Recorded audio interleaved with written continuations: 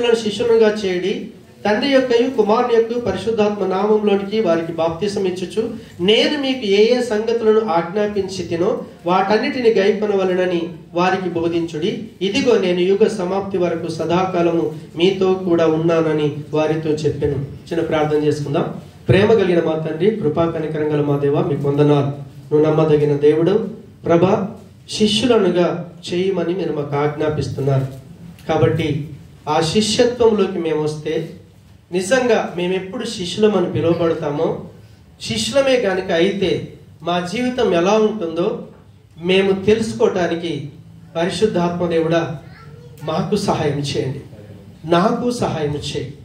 నీ శిష్యుడిగా జీవించి నీకు మహిమ తీసుకురావటానికి కృప చూపించమని యేసు నామమున ప్రార్థించి వేడుకుంటున్నాను తండ్రి, ఆమేన్. హల్లెలూయా. సరే, 3 వారాల క్రితం ఈ మాటలు ధ్యానించాం మనం.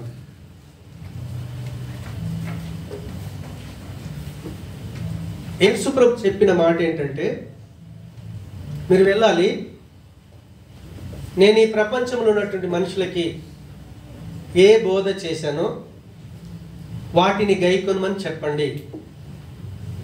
వాళ్ళు దేవుని పిల్లలుగా జీవించాలి, బాప్తిసం పొందాలి.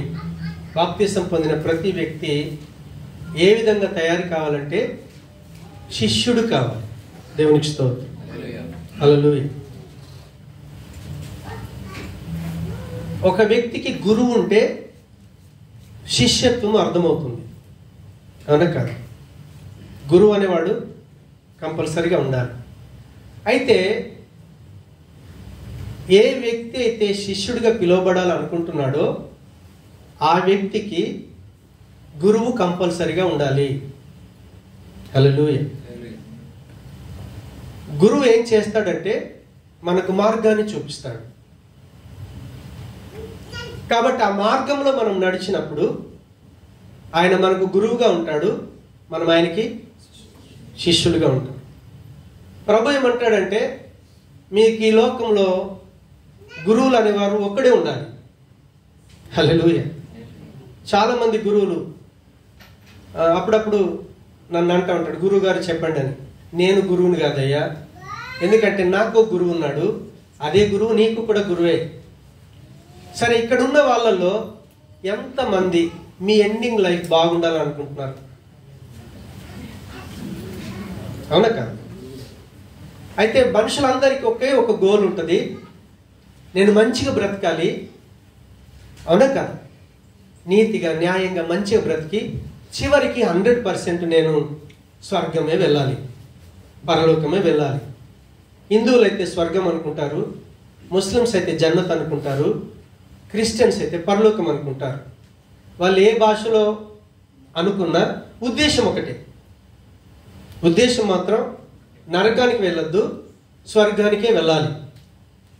అయితే ఈ భూమి మీద ఎవరైనా ఒక వ్యక్తి, ఒక మనిషి ఈ భూమి మీద నుంచి పరలోకంలో అడుగుపెట్టిన వ్యక్తి ఎవరైనా ఉన్నారా ఈ భూమి మీద? ఒక మనిషి ఎవరు తెలుసా? మరియా యోసేపుల కుమారుడైనటువంటి వడ్రంగి పని చేసుకుంటున్నటువంటి యేసు క్రీస్తుల వారు ఈ ప్రపంచంలోని మనుషులందరిలో తండ్రి కుడి పార్శ్వన కూర్చున్నటువంటి ఒకే ఒక్క మనిషి ప్రభు అయినటువంటి యేసుక్రీస్తుల వారు. సరే, అంతకుముందు కూడా కొంతమంది దేవుడితో నడిచి పరలోకం చేరుకున్నారనే మాట మనం వింటాం. అబ్రహాం కూడా తండ్రి రొమ్మున ఆనుకున్నాడనే మాట వింటాం. కానీ అది పరదేశంలో ఉంటారు. దేవునికి స్తోత్రం. తండ్రి ఉన్న స్థలానికి వాళ్ళు చేరుకోలేరు. ఒక రోజు ఉంది, ఆ రోజు మనం వెళ్తాం. దేవునికి స్తోత్రం. కాబట్టి ఏదైనా ఒక మనిషి దేవుడు ఉన్నటువంటి స్థలానికి వెళ్ళాలంటే ఆ దేవుడున్న స్థలానికి వెళ్ళినటువంటి వ్యక్తి గనుక గురువుగా ఉంటే, మనకి ఆయనకు శిష్యులుగా గనుక మనం మారగలిగితే, అప్పుడు మనం కూడా ఆయనలాగా ఆ తండ్రి కుడి పార్శ్వన కూర్చునేటువంటి స్థితిలోకి ఏ రీతిగా అయితే వెళ్ళగలిగాడో మనం కూడా వెళ్తాం. ఇక్కడున్న పిల్లలు ఉన్నటువంటి తల్లిదండ్రులు వాళ్ళందరికీ కూడా ఒక గోల్ ఉంటుంది. ఏముంటుందో తెలుసా? నా పిల్లోడు మంచివాడిగా ఉండాలి, సమాజంలో చెడ్డవాడిగా ఉండొద్దు. నీతిగా న్యాయంగా ఉండాలి, మంచివాడుగా ఉండాలి. ఏ విషయంలో కూడా తాను చెడిపోయిన వాడుగా ఉండొద్దు. తల్లిదండ్రులకు ఉన్నటువంటి కోరిక అదే. ఆ కోరిక ఎక్కడి నుంచి వచ్చింది అని అంటే, ఈ ప్రపంచాన్ని సృష్టించినటువంటి సృష్టికర్త అంటే చేసినవాడు, ఈ మనుషులను తయారు చేసినటువంటి వాడు దేవుడు. దేవుడికి ఒక కోరిక ఉంది. ఏ దేవుడైతే ఈ మానవులను తయారు చేశాడో ఆ దేవుడికి ఉన్నటువంటి ఒకే ఒక కోరిక ఏంటి అంటే, నా పిల్లలను పిలువబడుతున్నటువంటి ఈ మనుషులందరూ కూడా నాలాగా మంచి వాళ్ళుగా ఉండాలి, నాలాగా ఏ విషయంలో కూడా చెడిపోయిన వారుగా ఉండొద్దు, పవిత్రంగా ఉండాలి. ఏ విషయంలో కూడా అన్యాయం చేసే వాళ్ళు ఉండొద్దు, వాళ్ళు న్యాయంగా జీవించాలి. సమాజంలో నిలబడితే నా పిల్లలు ఎక్కడ కూడా తల దించుకునే పరిస్థితిలో ఉండకూడదు. దేవునికి ఉన్న కోరిక అదే. అందుకే అదే కోరిక మనిషిలోకి కూడా వచ్చింది. దేవునికి స్తోత్రం. అందుకే తల్లిదండ్రులు ఆ స్థితిని కోరుకుంటారు. అయితే ఆ కోరిక ఉన్న మాట వాస్తవమే, కానీ ఈ మనుషులలో ఎవరైనా ఈ పరలోకం అంటే ఈ భూమి మీద నుంచి ఒక మనిషి పరలోకంలో అడుగుపెట్టినటువంటి ఏకైక వ్యక్తి ఎవరు అంటే ప్రభు అయినటువంటి యేసుక్రీస్తుల వారు. దేవునికి స్తోత్రం. అయితే ఆయన ఏం చెప్పాడంటే, నేను మీకు ఏ ఏ సంగతులను బోధించితినో మీరు ఆ సంగతులని బోధించాలి. అప్పుడు వాళ్ళకు తెలుస్తుంది ఈ భూమి మీద మనిషిలాగా బ్రతకాలి, పశువులాగా బ్రతకకూడదు, మూర్ఖుల్లాగా బ్రతకూడదు, చెడిపోయిన బ్రతుకులు బ్రతకూడదు. హల్లెలూయా. అందుకే క్రీస్తు ఏం చేశాడంటే, ఆయన ఈ సమాజానికి ప్రపంచానికి బోధించినటువంటి బోధ ఎప్పుడైతే దాన్ని పాటించగలుగుతామో, శిష్యులకు అదే చెప్పాడు. 11 మందిని శిష్యులు 12 మందిని చేసుకున్నాడు. ఆ శిష్యులకు ఆయన బోధ వింటున్న వాళ్ళకి ఏం చెప్పాడంటే, మీరు వెళ్ళండి, సర్వలోకానికి వెళ్ళండి, మంచి వార్తను వాళ్ళకి వినిపించండి. వినిపించిన తర్వాత నేను ఏ ఏ సంగతులను బోధించుతునో వాటిని వాళ్ళు గైకొనేటట్లుగా మీరు ఆజ్ఞాపించాలి. దేవునికి స్తోత్రం. ఆయన ప్రపంచానికి ఏం బోధించాడు? 2 మాటలు చెప్పాడు. ఏం చెప్పాడు తెలుసా? నిన్ను వాళ్ళు నీ పొరుగువాన్ని ప్రేమించు, నీ పూర్ణ హృదయంతో నీ దేవుణ్ణి నువ్వు అనుసరించాలి, ప్రేమించాలి. నిన్ను వాళ్ళు నీ పొరుగువాన్ని ప్రేమించనే మాటలో దేవుడు మనిషి పట్ల ఏం ఆజ్ఞాపించాడో 6 ఆజ్ఞలు ఉన్నాయి. నీ దేవుణ్ణి నీ పూర్ణ హృదయంతో ప్రేమించమన్న మాటలో 4 ఉన్నాయి. మొదటిది ఏంటో తెలుసా? మీరు మనుషులు కదా. ఇప్పుడు ఇక్కడ ఉన్న అందరి మనకి వాళ్ళు ఏ రకంగా అయినా సరే, నాకు తండ్రి ఒకడే. మీ అందరి తండ్రులు ఎంతమంది ఉన్నారు? మీకు తండ్రి భూమన్న మీ డాడీ ఒకడా, ఇద్దరా?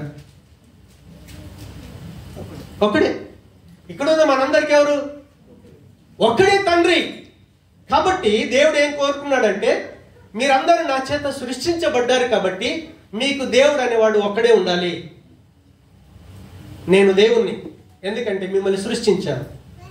ఇక్కడున్న మనుషుల్లో ఎవరైనా, సార్ నా ప్రాణం నేను తయారు చేసుకున్నాను, నా శరీరం నేను చేసుకున్నాను, నా ఆత్మ నేను చేసుకున్నాను అన్న మనిషి ఈ ప్రపంచం మీద ఎవడైనా ఉన్నాడా? No, nobody. మనుషులందరినీ తయారు చేసిన వాడు దేవుడు అన్నాడు ఒకవాడు ఉన్నాడు. కాబట్టి మనుషులందరికీ దేవుడు ఒక్కడే అన్న సత్యం తెలుసు. దేవునికి స్తోత్రం. ఆ ఒక్కడైన దేవుడు ఏం చెప్తున్నాడంటే, నేను దేవుణ్ణి, నేను తప్ప ఇంకొక దేవుడు మీకు ఉండదు. దేవునికి స్తోత్రం. మీ కళ్ళతో కనిపిస్తున్నదే సృష్టి. దేవుడు సృష్టించినటువంటి సృష్టిని మనం ఎప్పుడు దేవుడుగా చూడకూడదు. దేవునికి స్తోత్రం. ఇప్పుడు చూడండి, వెండి ఉంది, బంగారం ఉంది, కర్ర ఉంది, అన్నీ ఉన్నాయి, పక్షులు ఉన్నాయి, జంతువులు ఉన్నాయి. మనం తెలియక ఏదో ఒక జంతు రూపాన్నో, లేకపోతే డబ్బునో, లేకపోతే వెండినో, బంగారంలో మనం ఆయనను దేవుడిగా తయారు చేసుకొని, ఒకవేళ దేవుడికి ఇవ్వాల్సిన మహిమను వాటికి ఇస్తే దేవుడికి ఏమొస్తుంది? 100% కోపం వస్తుంది. ఇప్పుడు నేను తండ్రిని జాన్పాలు వెళ్ళి నన్ను తండ్రి అని చెప్పకుండా వేరే అతన్ని తండ్రి అన్నాడు అనుకోండి, నాకేమొస్తుంది? కోపం వస్తుంది. ఆ కోపం రాకుండా మనం ఏం చేయాలంటే, మన సృష్టికర్త ఎవరో బాల్యం నుంచే తెలుసుకొని మనం ఆయనను ఆరాధన చేయాలి. దేవునికి స్తోత్రం. ఆ తర్వాత ఏమన్నాడు?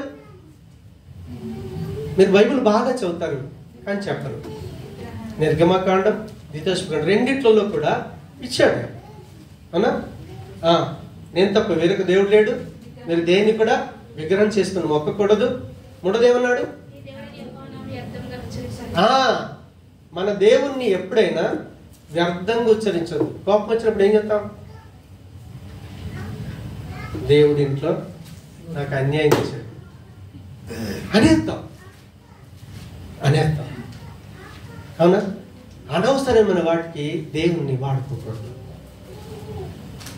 నాలుగోది ఏమన్నాడు తెలుసా?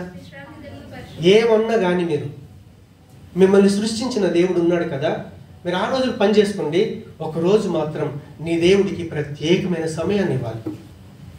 ఈ 4 ఆజ్ఞల్లో యేసుప్రభు ఒకటి చెప్పాడు, నీ యొక్క దేవుణ్ణి నీ నిండు హృదయంతో నువ్వు ప్రేమ చేయాలి.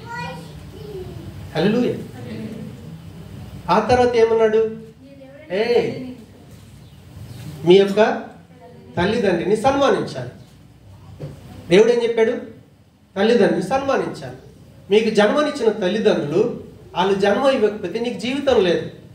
కాబట్టి చాలా మంది ఈ రోజులు ఏం చేస్తున్నారో తెలుసా? ఆ అమ్మ నాన్న కొంచెం వృద్ధాప్యం వచ్చేసరికి తీసుకుని వెళ్ళి అనాథాశ్రయంలో పాడేస్తున్నారు. ఎలా ఉంటున్నారు? కొంతమంది తల్లిదండ్రులు పాకలు పాడేసి రూముల్లో పడుతున్న వ్యక్తులు ఎంతమంది లేరు? వాళ్ళు కంటే కదరా నీకు జీవితం వచ్చింది. ఇప్పుడు వాళ్ళ వృద్ధాప్యం అయిపోయిన తర్వాత వాళ్ళ మంచి చెడ్డలు చూడాల్సినటువంటి నువ్వే వాళ్ళని తిరస్కరించి దూరం చేసి వాళ్ళ క్షేమం గురించి నువ్వు ఆలోచించకపోతే నువ్వు మనిషివి కావు. దేవునికి స్తోత్రం. హల్లెలూయా. అందుకే నువ్వు దీర్ఘాయుష్మంతుడు ఏ దేశానికన్నా వెళ్ళు, నువ్వు బాగా బ్రతకాలంటే ఫస్ట్ నీ తల్లి నీ తండ్రి నిన్ను సన్మానించాలి. దేవునికి స్తోత్రం. ఆ తర్వాత ఏమన్నాడు తెలుసా? మర్డర్ చేయొద్దు. యేసుప్రభు ఒకటే అన్నాడు, ఎవరు నన్ను నువ్వు ద్రోహి అంటే చాలు నువ్వు మర్డర్ చేసినట్టే. ఎందుకో తెలుసా? ఆవేశం ఏం చేస్తుంది మనిషిని? ఒక వ్యక్తి హత్య చేయటానికి ఫస్ట్ మన హృదయంలో ఉన్న కోపం, ద్వేషం ఉందే, నువ్వు ఎప్పుడైతే ద్వేషం చేసావో అప్పుడే నువ్వు మర్డర్ చేసినట్టు. నువ్వు పరలోకి వెళ్ళటానికి అవకాశం లేదు. హల్లెలూయా. నరహత్య చేయవద్దు, వ్యభిచరించవద్దు. క్రీస్తు రాకంటే ముందు ఒక అమ్మాయి అబ్బాయి దగ్గరికి వెళ్ళి, అబ్బాయి అమ్మాయి దగ్గరికి వెళ్ళి శారీరకంగా కలుసుకుంటే అది వ్యభిచారం. పెళ్లి కాకంటే ముందు సమాజం ఎలా మారిపోయింది తెలుసా? ముందేనట వాళ్ళ దాంపత్య జీవితం, ఇద్దరికి నచ్చితే తర్వాత పెళ్లి. ఎంత చెడిపోయారు మనుషులు.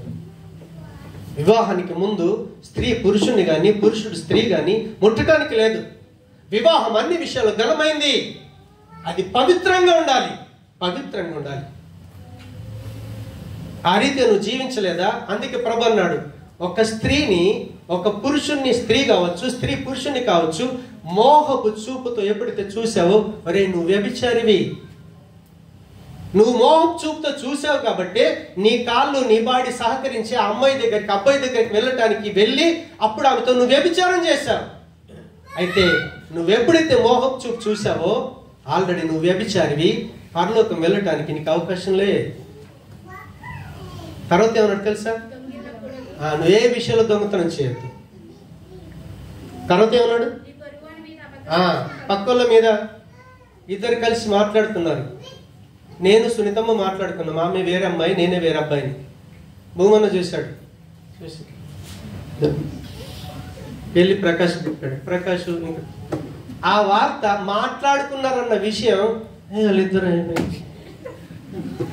అందరు చూసేవాళ్ళందరూ మా ఇద్దరిని వీళ్ళు చర్చికి వస్తారు తీసుకుంటున్నాడు. నువ్వు అబద్ధం ఆడొచ్చా? అబద్ధం మాటలు చెప్పొచ్చా?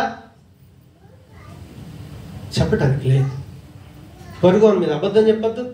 ఇంకా మనం ఏం చెప్తుంది తెలుసా? ఎవరన్నా ఇంటికి వెళ్ళాం అనుకోండి, ఇది బాగుంది ఇస్తావా? పొరుగు ఆశించచ్చా? ఆశించడానికి లేదు. దేవుడు ఆయనకి ఇచ్చాడు, ఆయన అనుభవిస్తున్నాడు. ఇల్లు ఇచ్చాడా, కారు ఇచ్చాడా, చక్కటి భార్యని ఇచ్చాడా, పిల్లల్ని ఇచ్చాడా, ఏమి ఇచ్చాడో దేవుడిచ్చిన బహుమానం అది. పొరుగు నువ్వు ఆశించొద్దు. ప్రభు ఈ బోధ చేశాడు. చేసిన తర్వాత శిష్యులకు చెప్తున్నాడు, ఈ రీతిగా జీవిస్తే వాళ్ళు నాకు శిష్యులు అవుతారు. హల్లెలూయా. ఈ భూమి మీద అలా 100% జీవించిన వ్యక్తి ఎవరు అని అంటే మరియ యోసేపుల కొడుకు అయినటువంటి వడ్రంగి వాడైనటువంటి యేసుక్రీస్తు. హల్లెలూయా. ఇప్పుడు చూడండి, యేసుప్రభు జీవితాన్ని మన కళ్ళ ముందు పెట్టుకుంటే, ఆయనను గురువుగా పెట్టుకుంటే మనం అనుసరించవచ్చు. హల్లెలూయా. ఇప్పుడు చూడండి, శిష్యులు అనబడిన వారు, నేను శిష్యుని కావాలనుకుంటున్నాను అంటే నాకున్న కోరిక ఏంటి? ఆయన ఈ భూమి మీద మనిషిలాగా జీవించి పరలోకం వెళ్ళిపోయాడు కదా, నరకం వెళ్ళలేదు కదా. సో నేను కూడా పరలోకమే వెళ్ళాలనే కోరిక నాకు ఉందనుకో, అప్పుడు నేనేం చేస్తానో తెలుసా?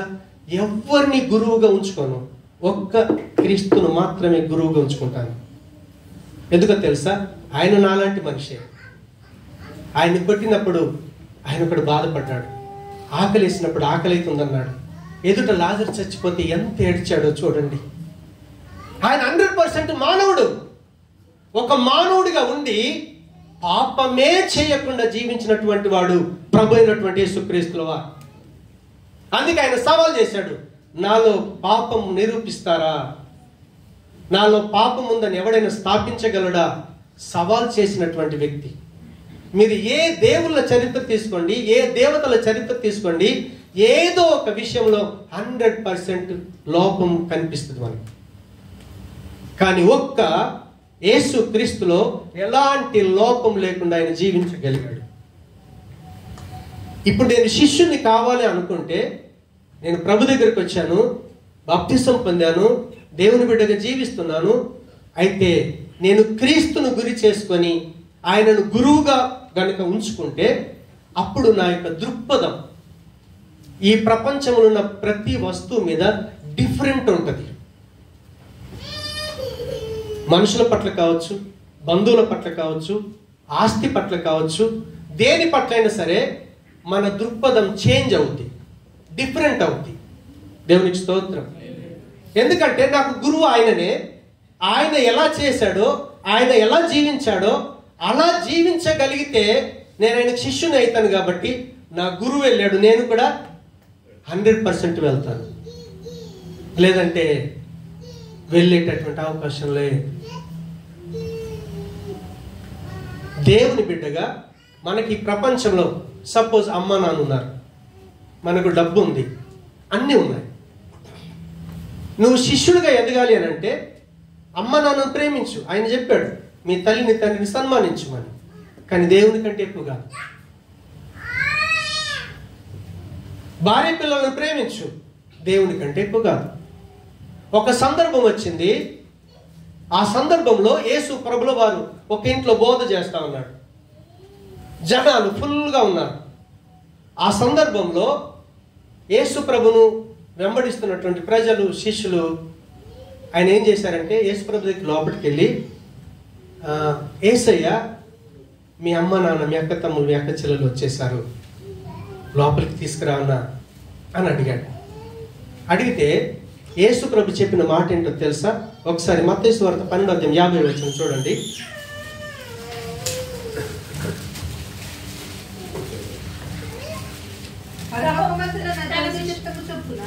మత్తయి 12:50. పరలోకమందున్న నా తండ్రి చిత్తము చొప్పున చేయువాడే నా సహోదరుడును, నా సహోదరియు, నా తల్లియు. హల్లెలూయా. ఆయన ఏమంటున్నాడంటే, చిత్తం అంటే ఏంటి? ఇష్టం. దేవునికి స్తోత్రం. యేసు ప్రభుల వారు అందరికంటే ఎక్కువ ఎవరిని ఇష్టపడ్డాడు? తండ్రిని. హల్లెలూయా. తండ్రి ఇష్టమే నా ఇష్టం. తండ్రి దేన్ని ఇష్టపడుతున్నాడో దాన్ని నేను ఇష్టపడతాను. కాబట్టి అక్కడ ఉన్న వాళ్ళు వచ్చారు, మీ మమ్మీ డాడీ వచ్చింది. ఇప్పుడు నేనే పాస్టర్ అయితే మా అమ్మని ఎవరైనా వస్తే మీరు ఏం చేస్తారు? తీసుకొచ్చి కుర్చీ మీద కూర్చోబెడతారు. అవునా కదా? ఆయన వాళ్ళకి ప్రిఫరెన్స్ ఏం లేదు. ఏమన్నాడు తెలుసా? నా తల్లి, నా తండ్రి కావచ్చు, నా సహోదరుడు కావచ్చు, నా సహోదరి కావచ్చు. ఎవరు?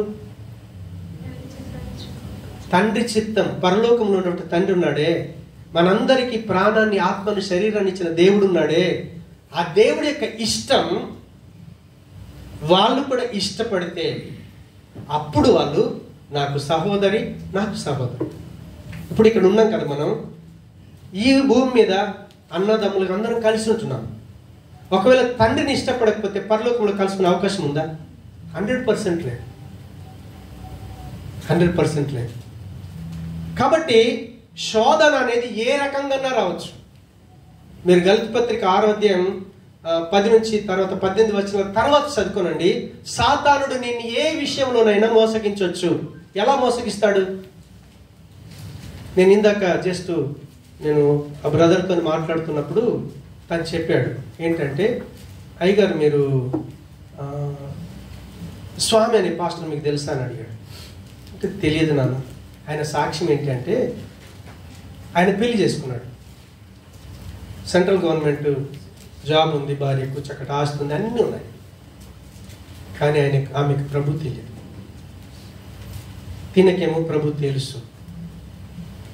పెళ్లి చేసుకున్నాక వాళ్ళ భార్య ఏం చేసిందంటే, నేను ఎట్లాగూ క్రీస్తు నుంచి బయటికి తీసుకురావాలి అని చెప్పి ఇంట్లో వేధించి చివరికి ఆమె ఏం చేసిందటంటే, పోలీసులకు డబ్బులు ఇచ్చి కొట్టిన చోట కొట్టకుండా నా భర్తను కొట్టండి. పోలీసులు రియల్ చెప్తున్నాను, అబద్ధం కాదు, జరిగిన సంఘటన. వాళ్ళు పోలీసులు తీసుకుపోయి కొట్టి బయటికి పంపించిన తర్వాత తన ఇంటికి వచ్చాడు. వచ్చిన తర్వాత భార్య కనిపించింది. భార్య కనిపిస్తే, ఏంటి ఇన్ని దెబ్బలు తిన్నా నువ్వు ఇంకేసేని అంటున్నావంటే, నన్ను క్షమించమ్మా అన్నాడు భార్యని. ఆ సహనం చూసి భార్య ఏం చేసిందో తెలుసా? నీ దేవుడు నిజమైన దేవుడయ్యా. క్రీస్తు చూపిన ప్రేమ ఆయనకు అర్థమైంది స్వామికి. సిలువలో యేసుని చంపేస్తుంటే తండ్రి ఏం చేశాడో తెలుసా? తండ్రికి ప్రార్థన చేస్తున్నాడు. తండ్రి వీళ్ళు ఏం చేస్తుందో తెలియదు వాళ్ళకి, వాళ్ళను క్షమించాలి. నన్ను చంపటానికి, నన్ను హింసించటానికి, నన్ను బాధపరచడానికి నువ్వెంత కష్టపడ్డా సరే నన్ను క్షమించమ్మా. నీకు బాధ చెప్తే, యేసుని గురించి చెప్తే నీకు బాధ అవుతుందేమో, దయచేసి నన్ను క్షమించు. అప్పుడు ఆమె మారిపోయింది. వాళ్ళిద్దరు అద్భుతమైన పరిచయం చేస్తూ ఉన్నారు. కుటుంబం మారిపోయింది. శోధన భార్య రూపంలో రావచ్చు, అర్థమవుతుందా? ఇంట్లో రూపంగానే తండ్రి రూపంలోనో, తల్లి రూపంలోనో, భార్య రూపంలోనో మనల్ని శోధిస్తూ ఉంటే ప్రభువుకు ప్రార్థన చేయి. ఒక విశ్వాసి అయిన భర్తను బట్టి అవిశ్వాసి అయిన భార్య మారిపోతుంది. విశ్వాసి అయిన భార్యను బట్టి అవిశ్వాసి అయిన భర్త మారిపోతాడని ప్రభువు సెలవిస్తున్నాడు ఆయన. కాబట్టి నీ జీవితానికి ఫస్ట్ చాయిస్ ఎవరిని ఇవ్వాలి? తల్లి కాదు, తండ్రి కాదు, భార్య కాదు, పిల్లలు కాదు. నీ జీవితానికి గురువు క్రీస్తుని కనుక ఉంచగలిగితే, భార్య ద్వారా శోధన వచ్చినా, తల్లిదండ్రుల ద్వారా శోధన వచ్చినా, పిల్లల ద్వారా శోధన వచ్చినా 100% జయిస్తాం. ఆయనకు శిష్యుడు కాకుండా చాలాసార్లు ఏం జరుగుతుందో తెలుసా? కరెక్ట్ మనం ప్రేయర్కి వెళ్దాం, మన మూమెంట్ ఎవరైనా బంధువులు వచ్చారనుకోండి, క్రీస్తు కంటే ఇక బంధువు అయిపోతాడు. పాపం బాధపడతాడు కదా, బాధపడ్డా ఎక్కడో అప్పుదబ్బు నుంచి వచ్చాడు పాపం, మరి ఇడిచిపెట్టిపోతే ఎలాగా? నువ్వు క్రీస్తుకి శిష్యుడు కావాలంటే, నాన్న అతన్ని ట్యాక్స్కి వెళ్దాం, ఒక 2 గంటలు దేవుని సన్నిధానంలో గడిపోద్దాం. నీ కొరకు నేను ఆగలేను. ఆ ప్రేమతో ఆ బిడ్డను తీసుకుని వస్తే నువ్వు దేవుడిని పరిచయం చేసిన వాడు అవుతావు. ఆ రోజు నువ్వు సన్నిధి మానుకోలేవు. ప్రాణం పోతే తప్ప సన్నిధి మానుకోకూడదు. సమయం వచ్చిందా, రకరకాలుగా శోధన. సపోజ్ పిల్లలు ఆ రోజు వాడినాడు, అయ్యగారు ఏమైంది, ఈరోజు రూమ్ షిఫ్ట్ చేస్తున్నామండి, అయిపోయింది.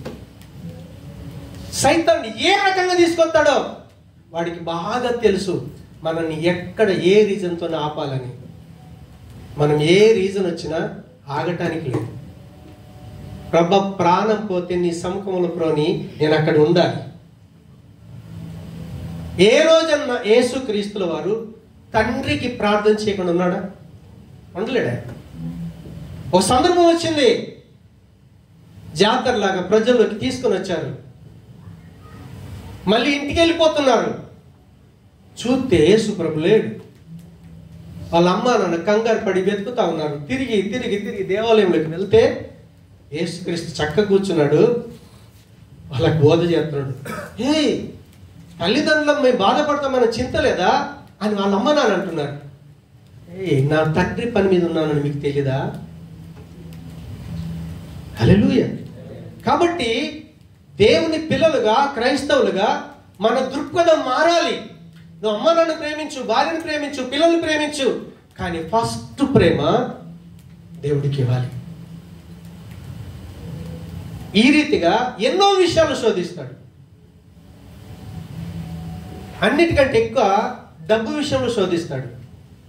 మీరు లూకాసు వార్త 14:33 చూస్తే ఒకసారి ఆ మాట చదువుదాం త్వరగా. లూకాసు వార్త 14:33.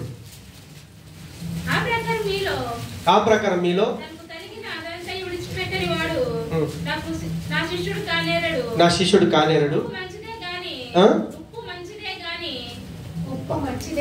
33వ వచనమే చదువు, ముందుకెళ్ళొద్దు. ఆ ప్రకారమే మీలో తనకు కలిగినదంతయు విడిచిపెట్టని వాడు. ఆ ప్రకారమే మీకు కలిగినదంతయు విడిచిపెట్టని వాడు. దేవునికి స్తోత్రం. ఒక ధనవంతుడు వచ్చాడు, యేసుప్రభుని అడిగాడు, అయ్యా నేను పరలోకం వెళ్ళాలంటే ఏం చేయాలి? ఆయన అన్ని ఆజ్ఞలు చిన్నప్పటి నుంచి చెప్తున్నాను. అయితే నీకు ఒకటే కొద్ది ఉంది, ఏంటంటే నీకున్న ఆస్తి నువ్వు అమ్మేసి అప్పుడు పరలోకంలో నీకు ధనం సమకూర్చు. ఆయన ఏమన్నాడు? డబ్బు విడిచిపెట్టకండి, ఇష్టపెడతాం మనం. ఆస్తిని వదిలిపెట్టండి, ఇష్టపడమ్మా. దేవునికి స్తోత్రం. కానీ దేవుని యొక్క వాక్యం ఏం సెలవిస్తుందంటే లూకా 12:15 అంటాడు, ఒక వ్యక్తి కలిమి విస్తరించడం ఆ వ్యక్తికి జీవనోపాధి కాదు. డబ్బు అవసరమే, మరీ డబ్బు అయింది అనుకో ఏం చెప్తాం? అక్కడ చెప్తున్నాడు. ఆ మాట ఎందుకు చెప్పాడు అనంటే ఆస్తి ఎక్కువైంది, అన్నదమ్ములు పోట్లాడుకుంటున్నారు. పోట్లాడుకుని యేసు దగ్గరికి వచ్చి, నువ్వు కరెక్ట్ న్యాయం చెప్తావు కదా, మా ఆస్తి మంచి. గొడవ ఎక్కడొచ్చింది? ఆస్తి ఎక్కువైపోయింది గొడవ. ఇప్పుడు మనం చూస్తున్నాం కదా, అందరూ పాపం అన్న చెల్లి కొట్టుకుంటున్నారు ఆస్తి కొరకే, కోట్ల ఆస్తి. కానీ డబ్బు విస్తరించడం అనేది మన జీవనోపాధి కాదు. అప్పుడేమవుద్ది అని అంటే మన మనసు డబ్బు మీద డిపెండ్ అవుతాం. నా దగ్గర ₹1,00,000 ₹1,00,00,000 ఉన్నాయనుకోండి, నేను ఇంతకుముందు మీకు చెప్పాను ఏంటి సార్, నాకు ఛాతీ నొప్పి వస్తుంది, నాకు ప్రార్థన చేయండి. నా దగ్గర ₹1,00,00,000 ఉంటే ఏం చెప్తాను? నేను డైరెక్ట్ వెళ్ళిపోతాను, డాక్టర్ చూపించుకుంటాను, అన్నీ చేయించుకొని వచ్చేస్తాను. మన దేవుడి మీద ఆధారపడతావా? ఆధారపడలేదు.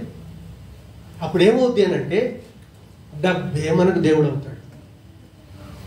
అందుకే అక్కడ కింద చెప్పుకుంటూ వచ్చాడు, ఒక వ్యక్తి ఉన్నాడు, ఆ వ్యక్తికి దేవుడు అన్ని సమృద్ధి ఇచ్చాడు. నా కొట్టు, నా ప్రాణం, నా నా నా అని 7 సార్లు చెప్పాడు. అప్పుడు దేవుడు ఏమన్నాడు తెలుసా? పిచ్చాడు, అవన్నీ నీయే, కానీ నీకు ప్రాణం ఇచ్చిన కదా, అది నాదిరా బాబు అన్నాడు. ప్రాణం పోయినకి ఏం చెప్తావు? బుర్జి కలిపని. మొన్న రోల్స్ రాయిస్ కారు వచ్చింది, నేను నమ్ముతారా? కానీ చనిపోయాను. కారు ఏం చేస్తుంది? ఏమన్నా? ఏం చేయదు. మంచి భార్యని ఇచ్చాడు, ప్రాణం పోయింది, ఏం చేస్తాను? మొన్న అమ్మాయి ఆంధ్ర సైడే, తను ఇక్కడ జస్ట్ రోడ్ క్రాస్ చేస్తూ ఉంది, యాక్సిడెంట్లో చనిపోయింది. ఎందుకు అవుతుందో తెలుసా? తను చక్కటి ఇల్లు కట్టుకున్నది, గృహప్రవేశం చేయాలి. ప్రాణమే పోయిన తర్వాత నీకున్న ఆస్తి, నీకున్నటువంటి బంధువులే కావచ్చు, నీకున్న ఏదైనా నువ్వు అనుభవించలేవు. దేవుడు కృపదలిసి నీకు ప్రాణం ఇస్తే దాన్ని అనుభవించగలవు. ఎంత మటుకు అనుభవిస్తావు? నేను కోటీశ్వరుని, ఎంత తింటాను నేను? కానీ కోటీశ్వరులకు ఉన్న దౌర్భాగ్యం ఏంటో తెలుసా? బీపీ షుగర్ తినలేమండి, ఫాస్టింగ్ చేయాలి. చెట్టు కింద ఉన్నాడేమో అన్ని తినేస్తాడు. అవునా కాదా? ఈ కోటీశ్వరుడి కంటే వాడు అన్ని రకాలు తినగలుగుతున్నాడు.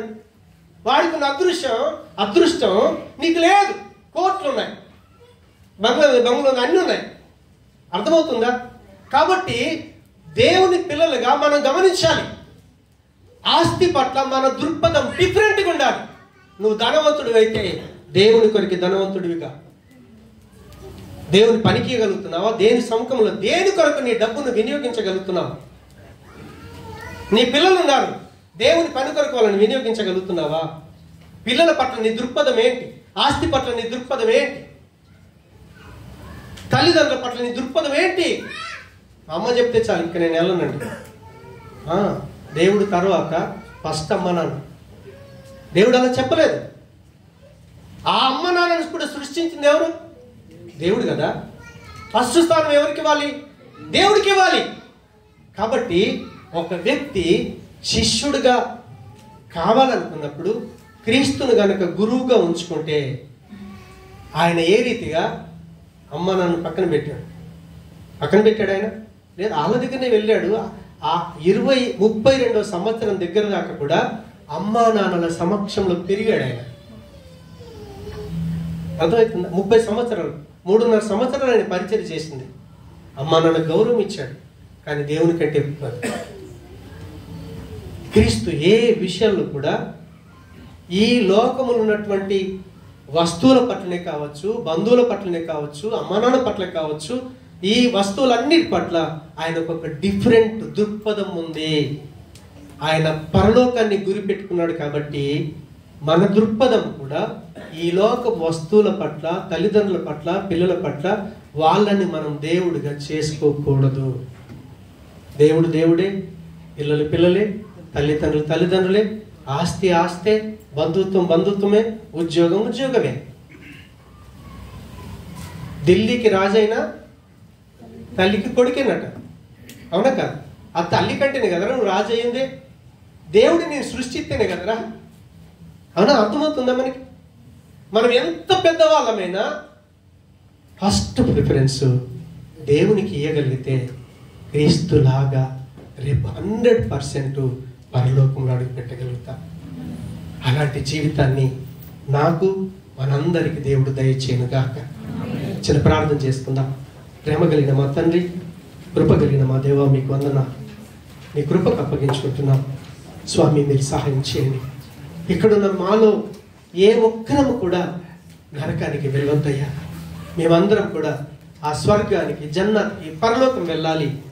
ఆ పరలోకం వెళ్ళాలి అంటే దేవా, ఈ భూమి మీద మనిషిగా నువ్వు జీవించి ఏ లోపం లేకుండా, ఏ పాపం లేకుండా, ఈ లోకంలో ఉన్నటువంటి మనుషుల పట్ల కావచ్చు, ఆస్తి పట్ల కావచ్చు, అన్నిటి విషయాల్లో ఒక మంచి దృక్పథాన్ని కలిగి ఉన్నటువంటి క్రీస్తును మనము గురువుగా పెట్టుకోగలిగితే, ప్రభా నేను గురువుగా పెట్టుకోగలిగితే క్రీస్తులాగా నేను కూడా పరలోకం చేరుకుంటానయ్యా. ఇక్కడ మోకరించిన నీ బిడ్డలందరూ నీ చేతులకు అప్పగిస్తున్నాను. ఆత్మదేవ సహాయం చేయి. డబ్బు అవసరమే, ఆస్తి అవసరమే, పిల్లలు అవసరమే, తల్లిదండ్రులు అవసరమే, కానీ వారే దేవుళ్ళు కాకూడదు ప్రభా. నువ్వు దేవుడివి, నిన్ను దేవుడిగానే నీకు స్థానం ఇవ్వాలి. ఆ రీతిగా జీవించినటువంటి యేసయ్య నిన్ను గురువుగా చేసుకొని మేమందరము నీకు శిష్యులుగా తయారై నీలాగా మేము పరలోకంలో ప్రవేశించదుము గాక. ఆ రీతి కార్యము మా అందరి జీవితాల్లో మీరు చేసినందుకు నీకు వందనాలు అయ్యా. మా మతం కావచ్చు, మా కులం కావచ్చు, మా డబ్బు కావచ్చు, ఏది కూడా పరలోకంలో అడుగు పెట్టడానికి పనికిరానిదయ్యా. నీ కృపకు అప్పగించుకుంటున్నాం. మాకు సహాయం చేసి మీరు మహిమ పొందుమని యేసు నామమున ప్రార్థించి వేడుకుంటున్నాము తండ్రి. ఆమేన్.